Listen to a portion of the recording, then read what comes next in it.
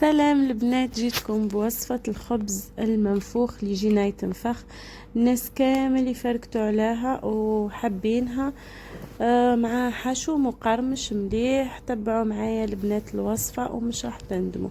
2 كيسان حليب دافيين مع كاس زيت، شوية خميرة وشوية سكر، نخلطه مليح ونزيدو سميد، نزيدو نخلطه بالبرا الخليط، نخلوه يرتاح نص ساعة، وبعد نضيفوا له الفرينه بلوتو والملح، نزيدو نعملوهم قرصات صغار، نخلوهم يرتاحوا نص ساعه، وبعد نفتحوهم ونزيدو نخلوهم يرتاحوا كيف كيف، وبعد نطيبوا. شوفوا النتيجه هايله هايله، يجي خبز بنين وفارغ من داخل وفي نفس الوقت يتنفخ.